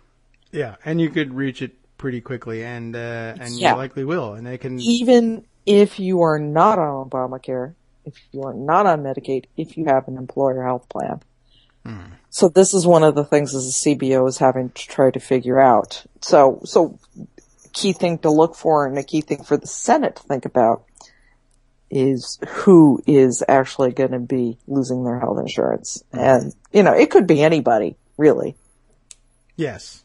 It's just sort of you don't have to have anything to do with Obamacare, whatever that was supposed to encompass, to find yourself, without insurance, and pretty quickly at that, if everybody gets to opt out of everything. I did also read in passing this morning that in addition to having insisted that states have the option to opt out of the Medicaid expansion, which, we famously had to settle for after the court cases, that wasn't enough for the Republicans. They now want to say that those people who opted to actually go for it and to expand Medicaid, they're looking to disassemble that whole program and roll back all the funding for that as well. So if you actually opted into the program, as it were, no more options for you, because freedom. You can't do that because we didn't want you to in your state. And I don't live in your state, but I don't like you, and I'd like you to not I do live that. in Wyoming, Utah, or Texas. Yes, right. And and as for the rest of you, New York, California, wherever you've decided you wanted to do something differently, and you were okay with any additional expenditures or were willing to pay the taxes for it, we don't think you should have been willing to do that, and we would not allow you to do that going forward, because also 6 cents of our taxes might go to it. Yeah. And also remember, New York and California, since you brought them up, people there will not be eligible for the tax credits under Obamacare, because New York and California require that insurance plans have abortion coverage. Yes. So you'll be taxed on it, which is also bad for freedom, but good for us because it screws you. So therefore, that's our program. Freedom for everybody that we like, and pain, punishment, possibly death for the rest of you. Pretty much. It's a good program. I like that. It feels very patriotic. Hey, it works for everything. It works for the budget. Yeah, I guess so. I mean, and the numbers will match better. The budget also, I read yesterday, in some mathematical trouble. Maybe not. Right, here and there, a couple, $1 billion here and there. There's $2 trillion that sort of is just floating around unaccounted for. Right. Like I say, $1 billion between friends, a few $1 billion here and there, eventually 1,000 of those $1 billion, and you get to $1 trillion, and then double that, and then we're talking about, pretty soon you're talking about real money. It is a $4 trillion budget, and $2 trillion of it is apparently missing. Yeah. It's sort of doubly accounted for in a way that makes absolutely no sense. Yeah. What? How did it work? They're going to get $2 trillion apparently out of both massive tax cuts, right, and massive, massive, massive budget cuts because economic growth. So you're getting $2 trillion from the budget. You're getting $2 trillion from the tax cuts. Which is it? Where are you getting your economic growth, and how are you saying you're getting $2 trillion in both places when you can't possibly be getting $2 trillion in both places? And by the way, no way are you getting 3% annual GDP growth. So. Yeah, this is seems like a rather unreasonable assumption to begin with, but yeah, it was a shaky prospect at all. And it's still widely debated whether there's any additional revenue ever realized by the federal government by cutting tax rates. Of course, I mean, this is something that's been under debate for like 30 years. Yeah, we've been here before. But no one has ever, even the strongest proponents of tax cuts equal revenue growth. That is, we're gonna tax you less, but because we're taxing you less, you'll have more money in your pocket, so you'll go out and invest more and start more businesses and make more money, and then you'll be paying lower tax rates, but on a higher amount of money, and so in the net, more dollars will come in to the federal coffers. That's always been the theory, but I don't think anybody has ever assumed 100%, or in some cases better than 100% return on that. Like if I cut your taxes by X percent and you used to pay $1 million in taxes, you're going to make so much money that now you're going to pay $2 million in taxes. It's always been, well, you might pay $1 million, 1.1 million. That's nice. It's an increase. And a 10% increase at that. But they're actually saying, we may see, a doubling of tax revenue somehow, though we've slashed our tax rates to half, and we're not going to tax, I don't know what they're doing with the state taxes these days. So the rate of return on this is absurd that they're assuming, and then it ends up at being basically, now we're thinking we're going to get 200% back because they're double counting this $2 trillion. Not only are we going to make $2 trillion more in tax revenue so that it pays for itself. But in addition, we're also taking $2 trillion out of a $4 trillion budget. You are? Okay, so then you're submitting a $2 trillion budget? No, a $4 trillion budget. I don't understand that. How does that... Wait, what? I can't... And I mean, it's really what it comes down to. Everybody's saying, wait, what? $2 trillion pays for both the Trump cuts and for balancing the budget. Right. So the budget this year is zero. All of it is being paid for by extra taxes that people will just volunteer to pay because they're going to be so rich after the tax cuts that they're just what else are they going to do with their money? Yeah, right. I tried to put it in the bank, but it was only guaranteed up to $100,000 from the FDIC. So here's the rest. What more can I do with it? I opened a couple of accounts, a few LLCs, and then I ran out of ideas. So here's all the rest of the money. I don't know how that's going to, I don't know. So it reminds me, there was a couple of years ago, it's been a while now, but I can't remember which congressman it was, but one of the early proto Tea Party types, might even have been from before the Tea Party days, who held a press conference in his district when balancing the budget was, the huge thing. We got to have a balanced budget amendment. And I did it. I balanced the budget. Here's my budget proposal. And he had a big press conference, and that he wanted to present he had $4 trillion of budget cuts to make. And at the time, the budget was $3 trillion, of course. Yeah. And somebody pointed out, we're going to cut stuff that doesn't exist. That's how serious we are about it. But cutting the budget to zero across the board is going to be so stimulative of the economy that people are going to send us 25% extra in taxes just because they love us so much. And then we're going to have that money, at which point we're going to return it to you to zero out the budget again. And that's how we're going to have $4 trillion worth of spending cuts on a $3 trillion budget. They pointed it out to him. He ended the press conference. Thank you, you lying media. And never went back to it. But I believe he was reelected. Which is sort of comparable to what we're seeing now. Reporters pointed this out to Treasury Secretary Munchkin. Oh, yes. Who said, yeah, well, this is a draft. They'll figure it out. Wrote it in pencil. The 2 looks a lot like a 3, which is next to a 4. Who can even read Arabic? Honestly. So, okay, well, that's probably not going to work, but I'm not sure, like, when we'll realize that's happening, where the public at large will catch wind of this this monumental mistake. It's only been a day, so I look forward to. We'll find out what Chris Arnade finds. It hasn't shown up on the nightly news yet. No, okay, and it's a difficult thing to explain, if only because it's such a basic error that people will say that can't be right. I must not understand this. They couldn't be that dumb, could they? Yeah, that's what people will think. Well, yeah. They're in the government. They must have figured something out, but it's Mick Mulvaney. Yeah. I mean, this is what happens when you put the Freedom Caucus in the White House. We can't even, blame it on the math error. Whoa, he forgot to carry the 2. Okay, yeah. Sure, it could be that, but there's no carrying. Mick Mulvaney learned budgeting at the Neat Paul Ryan. Yes, or at Trump University, possibly.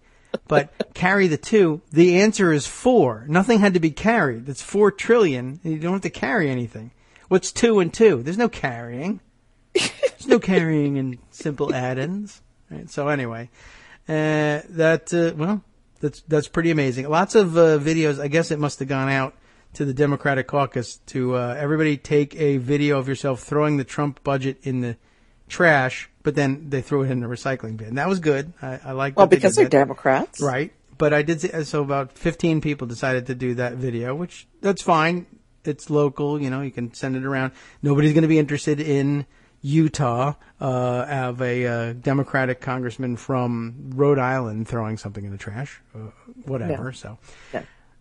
Okay, a nice program. I don't know how impactful it's going to be, but we will see, and we'll see whether this particular budget gets the same DOA treatment that other budgets are. I think chances are it will.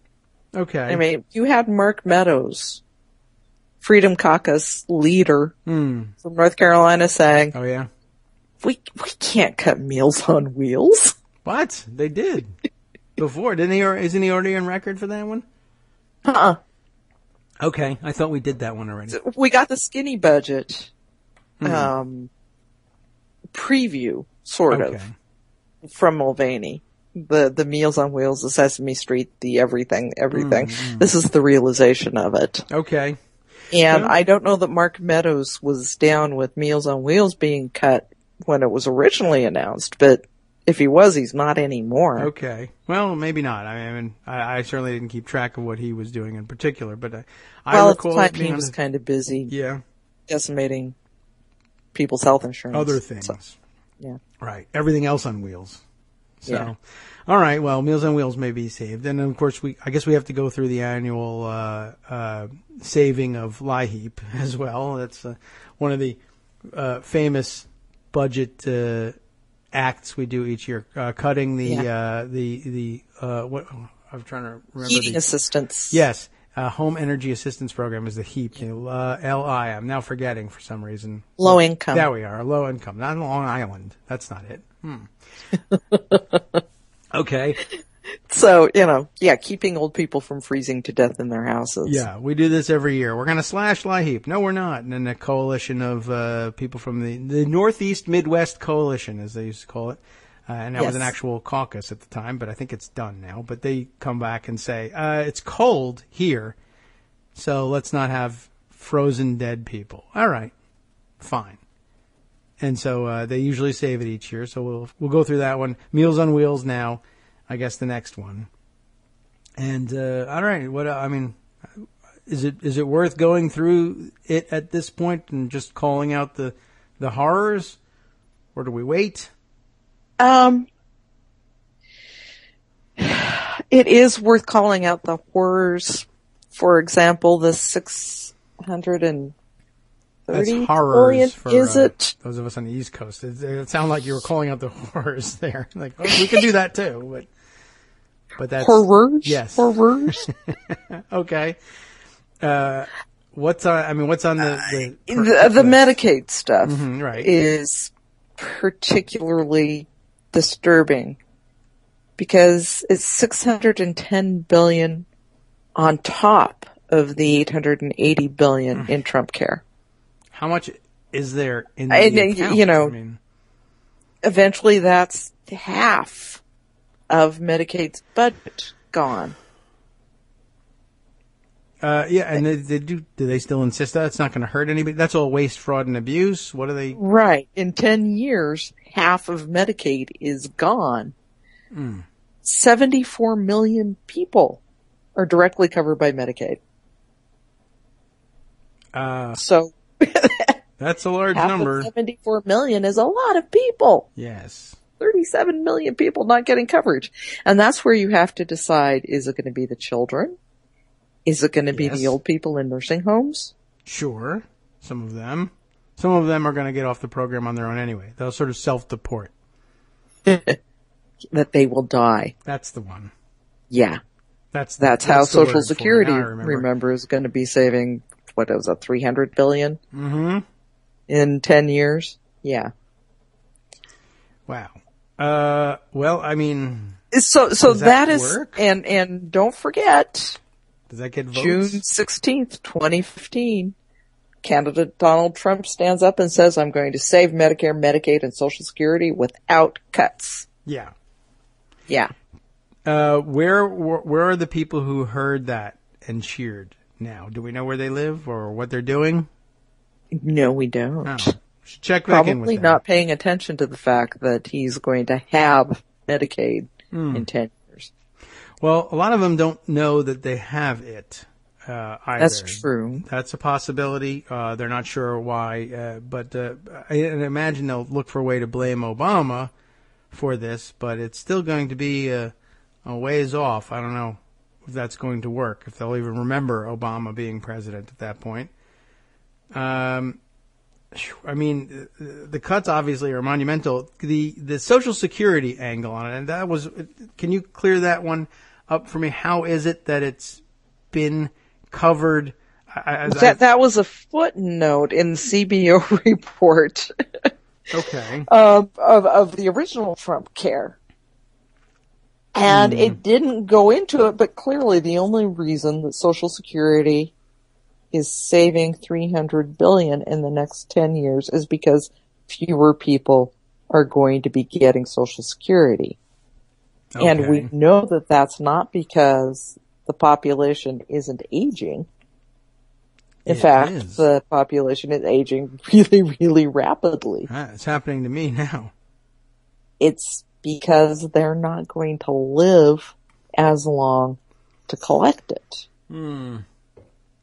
Well, I guess that's not something you want to come right out and say. You're certainly going to want to disguise things a bit. So you put it in a footnote. I guess. That was probably the most disturbing thing out of all of the disturbing things out of the original Trump Care. I'm going to be looking closely for that footnote when we get the zombie Trump Care CBO report. 'Cause that's pretty awful.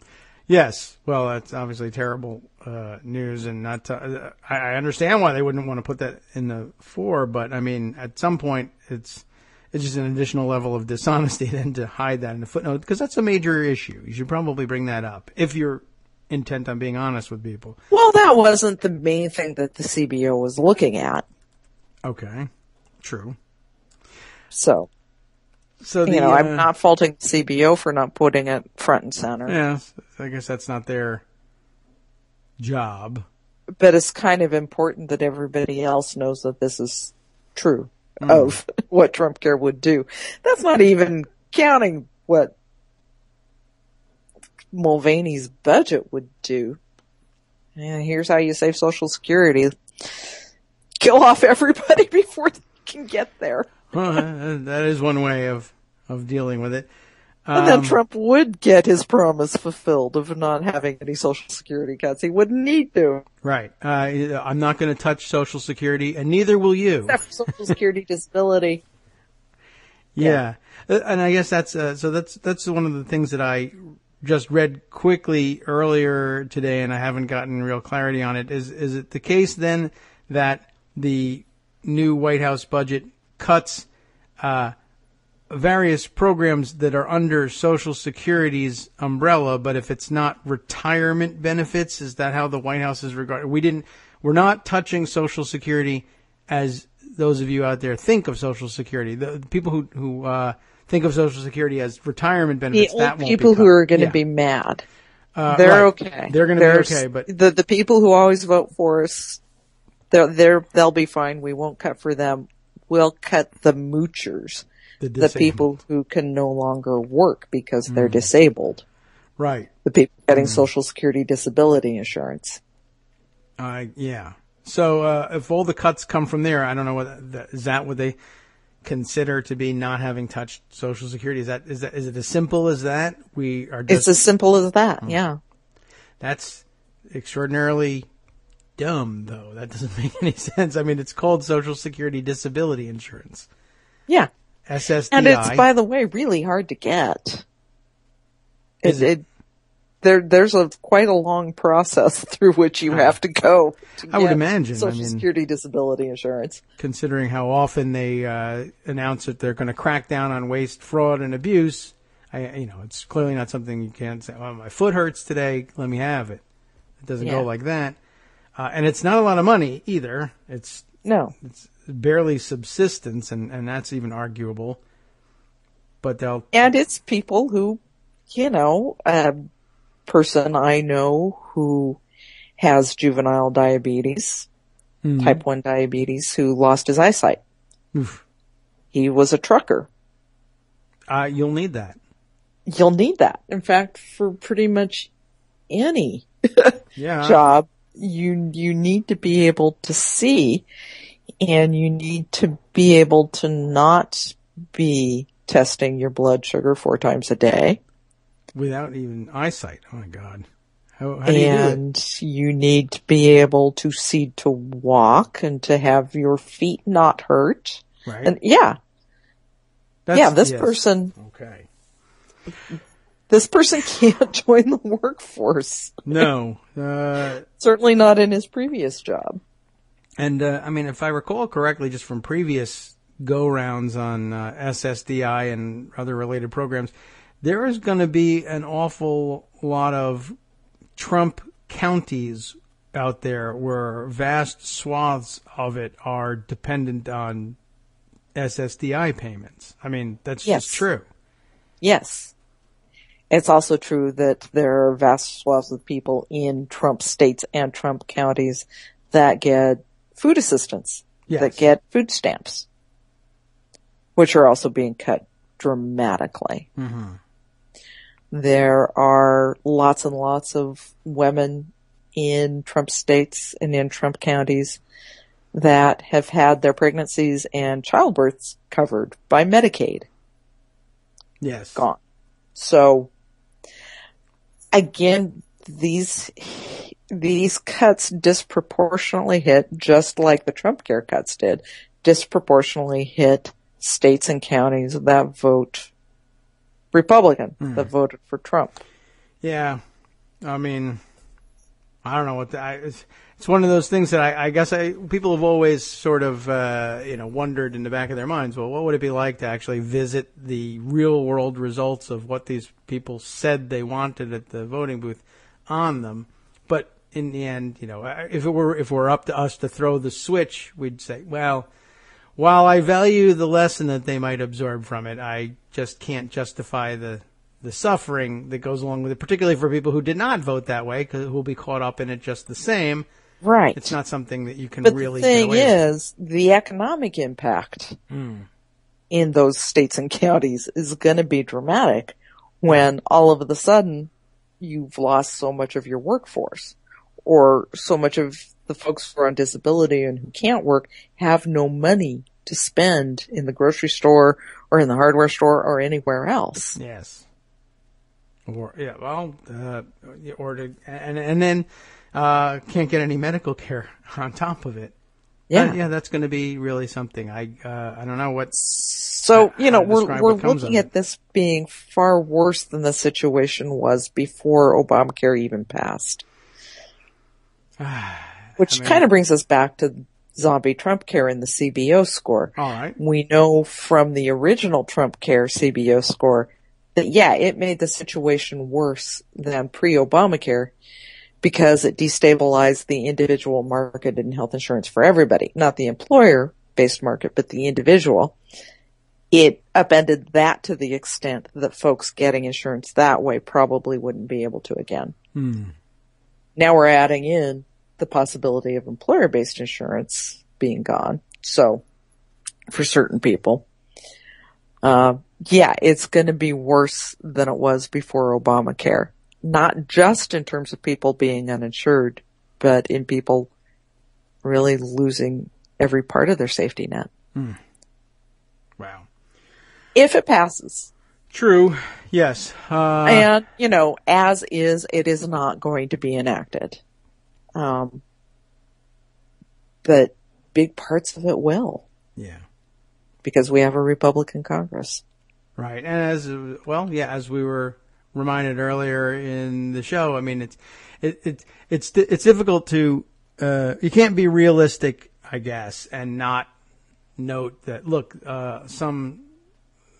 some major portion of these cuts will probably find their way into law. They're just determined to do it. And even if they are unable to, I mean, we also have seen, even though Trump has been unable to enact Trump care into law at this point, he's still doing, or at least contemplating, everything he can to make it impossible for the existing law to work to protect you while it's still in place. Right. But, yeah, I mean, it is a good point. We've done so much in getting Democrats, politically at least, to the place where we say, no, not only should these programs not be being cut, it was a tremendous thing for the last decade.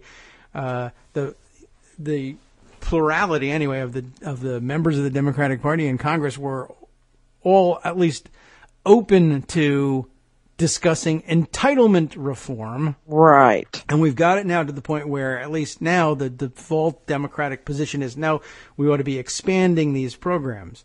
But, you know, in some version of reality. But there's not enough of them to protect it. Right.